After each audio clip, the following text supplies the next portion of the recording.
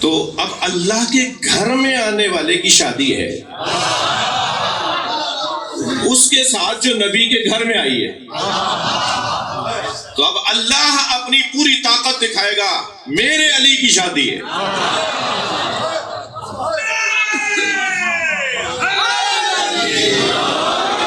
مجمع بہت زیادہ ہے مگر جواب بہت اچھا نہیں آیا، دوبارہ نعرہ لگائیں گے؟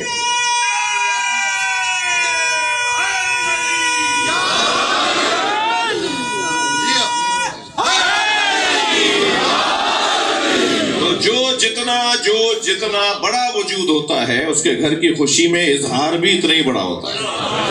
اب اللہ کے گھر میں آنے والے علی کی شادی ہے جناب زہرا کے ساتھ، اور نکاح بھی خود اللہ نے پڑھایا ہے۔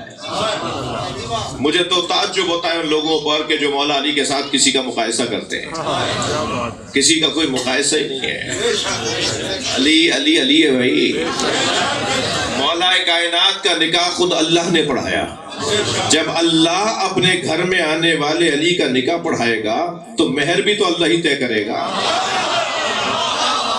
فاطمہ مانگو میرے علی سے کیا مانگنا چاہتی ہو، میں اللہ دینے کو تیار ہوں۔ گھر کا بڑا طے کرتا ہے نا مہر، گھر کا بڑا طے کرتا ہے کہ مہر کیا ہونا ہے۔ اللہ نے مولا علی کے عقد کے موقع پہ جناب زہرا کا مہر طے کیا، اور مہر کا مطالبہ لڑکی کی طرف سے ہوتا ہے یا نہیں؟ مہر کا مطالبہ لڑکی کی طرف سے ہوتا ہے، حق بھی لڑکی کا ہی ہوتا ہے وہ۔ تو جناب زہرا کا حق ہے جو مولا علی سے لینا ہے۔ اب کچھ تو جناب، ابھی میں نے 4 دن پہلے ایک نکاح پڑھایا، بلکہ 2 دن پہلے ایک نکاح پڑھایا، تو اس بچے سے میں نے پوچھا دولہا سے کہ مہر کیا طے کیا ہے بھائی؟ کہنے لگا کہ مقامات مقدسہ کی زیارت۔ میں نے کہا بھائی یہ تو ممکن ہے، پاسپورٹ نہیں بنا، ویزا نہیں لگا، تو یہ تو مشروط تھوڑی ہوگا، مہر تو غیر مشروط ہوگا۔ تو یہ تو میں لکھوں گا مگر ایک رقم بھی لکھو۔ تو اس کے وہاں ایک بزرگ بیٹھے تھے، انہوں نے کہا جی 5 لاکھ روپے۔ تو میں نے کہا کہ یہ جب گھر کے بڑے ایسے بیٹھے ہوتے ہیں نا تو پھر وہ دریا دلی کا اظہار کر رہے ہوتے ہیں کہ جی اتنے ہماری طرف سے۔ تو جناب زہرا سے پوچھا اللہ نے کہ تمہارا مہر کیا رکھوں؟ تو سیدہ زہرا نے ایک مہر بتایا، اور ایک مہر خود اللہ نے کہا کہ یہ تو تم نے مانگا ہے نا، میں بھی کچھ علی کی طرف سے دوں گا۔ اب وہ جو جناب زہرا نے مہر مانگا، فرمایا بابا کے امت کی بخشش،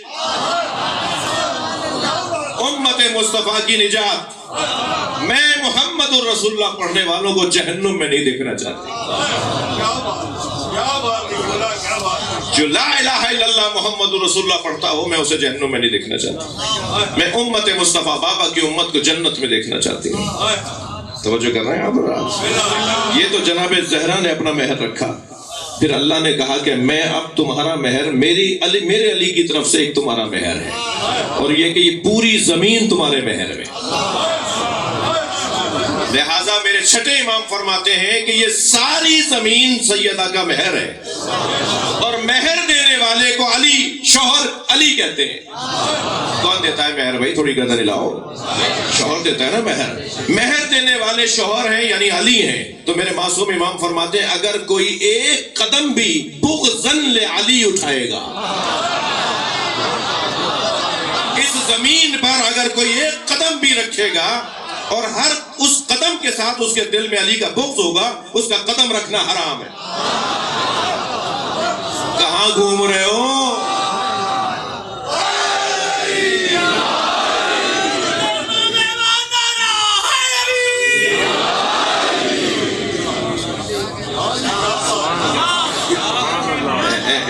ایسے موقع پر علی کے بغضیوں سے کہا جائے کہاں گھوم رہے ہو؟ صلوات پڑھیں محمد و آل محمد۔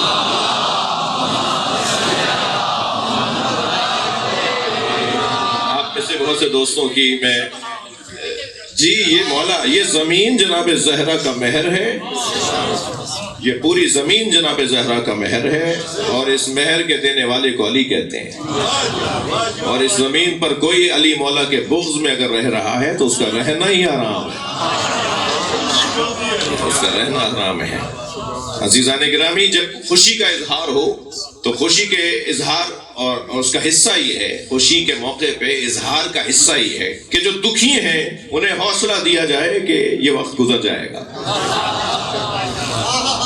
وہ جو ہے حضرات کے جو دکھی ہوں انہیں حوصلہ دیا جائے کہ یہ وقت گزر جائے گا، کوئی وقت ایک جیسا نہیں رہتا۔ اچھا میں تو اس جگہ پر میرا ایک ریکارڈ بن چکا ہے، 1.25 گھنٹے بھی خطاب کیا ہے، تو تسلی سے بیٹھیے گا کہ میں اتنی جلدی جان چھوڑنے والا نہیں ہوں۔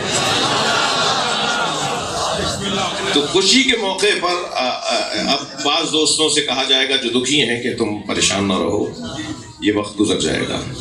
وہ جو محمود غزنوی کا نوکر تھا نا ایاز، جس کے لیے مشہور ہے ایک ہی صف میں کھڑے ہو گئے محمود و ایاز، نہ کوئی بندہ رہا نہ کوئی بندہ نواز، تو یہ محمود غزنوی تھا نا، محمود و ایاز میں ایاز نوکر تھا، محمود اس کا، غزنوی سردار مالک بادشاہ۔ تو وہ دربار میں وزیروں کے ساتھ اپنے غلام کو کرسی پر بٹھاتا تھا، تو وزیروں کا اعتراض ہوا کہ صاحب یہ تو غلام ہے، آپ اس کو ہمارے ساتھ بٹھاتے ہیں۔ تو محمود غزنوی نے کہا یہ ذہین بہت ہے، تو سب نے کہا جی ہم سے زیادہ ذہین ہے، کہا ثابت کریں گے۔ تو پھر ثابت کرنے کے کئی نشستیں ہوئیں، جس ہر نشست میں طے ہوا کہ ایاز سے زیادہ ذہین کوئی نہیں ہے۔ تو وہ جو ذہانتوں کے آزمائشیں ہو رہی تھی، تو اس میں ایک دفعہ کہا محمود غزنوی نے کہ آپ سب پہلے مجھے ایک جملہ بولیں جو مجھے خوشی میں بھی کام آئے، جب انتہائی خوشی ہو رہی ہو تب بھی مجھے وہی جملہ سوچوں تو کام آئے، اور وہی جملہ جب میں بہت پریشان ہو رہا ہوں اس وقت بھی وہی جملہ کام آئے۔ تو کسی وزیر نے کچھ کہا، وہ جملہ خوشی کا تو تھا، غم کا نہیں تھا۔ کسی نے کہا تو کوئی غم کا تھا، خوشی کا نہیں تھا۔ کوئی ایسا جملہ کوئی نہیں کہہ پایا کہ جو دونوں موقعوں پر کام آتا ہو۔ تو اس نے کہا ایاز اب تم بولو، تو ایاز نے کہا حضور یہ وقت بھی گزر جائے گا،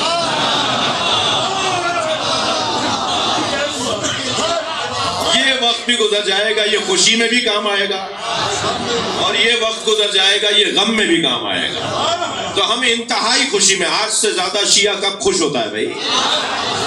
مولا علی کا چاہنے والا محب اہل بیت، وہ شیعہ ہو یا سنی محب اہل بیت ہو، وہ آج سے زیادہ خوش کب ہوتا ہے؟ اِنَّ أَوَّلَ بَيْتٍ، سورہ مبارکہ آل عمران، محفل شروع کروں؟ سورہ مبارکہ آل عمران آیت نمبر 96 اور 97، دو آیتیں میں نے پڑھی ہیں، 96 97، 96 اور 97 نمبر کی آیات سورہ آل عمران۔ اِنَّ أَوَّلَ بَيْتٍ وُضِعَ لِلنَّاسِ لَلَّذِي بِبَكَّةَ مُبَارَكًا وَهُدًى لِلْعَالَمِينَ، بے تحقیق سب سے پہلا گھر جو لوگوں کے لیے بنایا گیا، لَلَّذِي بِبَكَّةَ وہ مکے میں ہے، وہ مکے میں ہے، مبارکن، اور وہ جو مکے میں ہے وہ مبارک ہے، وہ ہدن اور ہادی ہے، للعالمین، عالمین کے لیے۔ وَلِلَّهِ عَلَى النَّاسِ حِجُّ الْبَيْتِ مَنِ اسْتَطَاعَ إِلَيْهِ سَبِيلًا، اور اللہ کا حق، اللہ کا حق، وَلِلَّهِ عَلَى النَّاسِ لوگوں کے اوپر ہے۔ آپ کا میرا ایک دوسرے کا حق ہے، سب کا کوئی نہ کوئی حق ہے، اللہ کا بھی حق ہے۔ وَلِلَّهِ عَلَى النَّاسِ اور لوگوں پہ اللہ کا یہ حق ہے، حج البیت کہ وہ اللہ کے گھر کا ارادہ کرے۔ اللہ کا حق لوگوں کے اوپر ہے کہ وہ اللہ کے گھر کا ارادہ کریں، حج البیت من استطاع الیہ سبیلا، مگر کون کہ جس کے پاس رستوں کی، جانے کی، مسافرت کی صلاحیت اور استطاعت ہو، رستے کھلے ہوئے ہوں، سواریاں موجود ہوں، جی وسائل موجود ہوں، بعد میں گھر والوں کے لیے کچھ طرح چھوڑ کر جائیں کہ واپس آئیں تو اس وقت تک وہ پریشان نہ ہو۔ من استطاع الیہ سبیلا ومن کفر، جس نے اس کام سے کفر اختیار کیا، فإن اللہ غنی عن العالمین، تو وہ تو کیا کہ جو اللہ کے گھر کے ارادے سے کفر اختیار کر رہا ہے، وہ تو کیا اللہ تو عالمین سے غنی ہے۔ وہ نہیں جائے گا اللہ کے گھر تو کیا اس کے نہ جانے سے کیا اللہ کا گھر کوئی بند ہو جائے گا؟ اللہ کے گھر میں کوئی سناٹا آ جائے گا؟ اللہ کا گھر اس کے نہ جانے سے بند نہیں ہوگا، اللہ تو عالمین سے غنی ہے۔ وہ ایک ہی نہیں بلکہ ساری کائنات لا کے بٹھا دو تو اللہ ان سے غنی ہے، اللہ ان کا محتاج نہیں ہے۔ اب یہ ہے آیت، اور آیت کا ترجمہ جو مجاہد میں نے آپ کے سامنے کیا، اسے ایک مرتبہ پھر سنیے۔ یہ گھر اِنَّ أَوَّلَ بَيْتٍ وُضِعَ لِلنَّاسِ، پہلا گھر جو لوگوں کے لیے بنایا گیا، اس گھر کو ہم اپنی زبان میں کعبہ کہتے ہیں، ایسا ہی ہے یا نہیں؟ عربی کا لفظ ہے کعبہ، کعب گوشے جس کے ہوتے ہیں نا اسے کہیں گے کعبہ، 4 کونے نا، تو کعبہ مکعب ہے، یہ کونوں والا گھر ہے جس کے کونے ہیں، ٹھیک ہے۔ تو یہ جو کعبہ ہے یہ اینٹوں اور پتھروں کا گھر ہے، تو اینٹوں اور پتھروں کا گھر ہدن للناس کیسے ہوگا؟ لوگوں کو ہدایت کیسے دے گا؟ اینٹوں اور پتھروں کا گھر مبارک کیسے ہوگا؟ اینٹوں اور پتھروں کے گھر کی طرف ارادہ کرنے والا وہ مومن کیسے ہوگا؟ جی یہ اینٹوں اور پتھروں کا گھر کسی گھر والے کی وجہ سے اس قابل ہوگا۔ میں لفظوں کو سنبھل کر بول رہا ہوں اور جلدی میں بھی نہیں ہوں۔ جی یہ جو گھر ہوتا ہے وہ مالکی کے بغیر نہیں ہوتا۔ یہ میں نے ایک سادہ زبان میں، دیہاتی زبان میں بول دیا ہے۔ یہ گھر جو ہوتا ہے وہ مالکی کے بغیر نہیں ہو۔ آپ اپنے گھر میں 1 مہینے تک جھاڑ پوچھ نہ کریں، صفائی ستھرائی نہ کریں، پوچھا وچا نہ لگوائیں، جی 1 مہینے تک اگر آپ نے مالکی اپنے گھر کی نہیں کی تو اس گھر کو کہہ دیں گے کیا وہ ڈراؤنا کوئی بھوت بنگلہ، خوف آئے گا جسے دیکھ کر۔ آپ خود اپنے گھر میں جاتے ہوئے 6 دفعہ سوچیں گے کہ اندر جاؤں یا نہیں جاؤں، اس لیے کہ مالکی کے بغیر گھر نہیں ہوتا۔ پروردگار عالم نے ایک گھر بنایا ہے جس کی کچھ صفتیں قرار دی ہیں۔ اس کی سب سے پہلی صفت تو یہ ہے کہ اولا بیتن، سب سے پہلا گھر اللہ نے بنوایا، سب سے پہلا گھر اللہ نے بنوایا۔ اب اس گھر کا جو مالکی کو ثبوت ثابت کرے گا، اس کو سنبھالنے والا ہوگا۔ اچھا میں تھوڑی تمہید اور لیتا ہوں ایک بات کی۔ آپ سے پوچھا جائے کہ آپ کہاں کے ہیں تو آپ وہی جواب دیں گے نا کہ جہاں پیدا ہوئے ہوں گے۔ مثلا خود مجھ سے اگر آپ پوچھیں کہ بھئی آپ کہاں کے ہیں تو میں ظاہر ہے اب تو کراچی میں رہتا ہوں، پتہ نہیں کہاں رہا ہوں، لیکن مجھ سے پوچھا جائے گا کہ آپ کی جائے پیدائش کیا ہے، کہاں کے ہیں، تو میں کہاں کہوں گا؟ تو مثلا میں کہوں گا میں خیر پور کا ہوں، سندھ کا ایک شہر جہاں میری پیدائش ہوئی مثلا، ٹھیک ہے۔ ایسے ہی مثلا چکوال کے ہیں، مثلا فرض کریں دوست بیٹھے ہوئے کوئی کہے گا جی میں مثلا پنڈ دادن خان کا ہوں، مثلا میں پنڈی کا ہوں، ٹھیک ہے۔ تو جو جس جگہ پیدا ہوتا ہے نا اس گھر سے اپنے آپ کو آخری وقت تک جوڑے رکھتا ہے، اس جگہ سے اپنے آپ کو آخری وقت تک جوڑے رکھتا ہے۔ وہ 100 سال کا بھی ہو جائے گا تو اس جگہ کا ضرور بتائے گا جہاں پیدا ہوا ہے۔ توجہ ہے نا؟ اب اس گھر کی مالکی کے لیے اللہ کو ایسا مضبوط وجود اس میں بھیجنا تھا تاکہ قیامت تک وہ آن کرے کعبہ میرا ہے، کہے میرا ہے کعبہ۔ بھائی اللہ انتظام کرتا ہے، اللہ اہتمام کرتا ہے، اللہ کسی وسیلے اور کسی طریقے سے اہتمام کرتا ہے۔ پروردگار عالم نے اس گھر کو سب سے پہلا گھر بنایا اور اس گھر میں سب سے پہلا امام بھیجا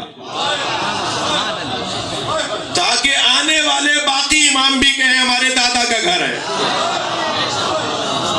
ہم اس کی حفاظت کرنے والے ہیں۔ اور صرف یہ باتیں نہیں ہیں، یہ صرف کوئی تبصرہ نہیں ہے، تجزیہ نہیں ہے۔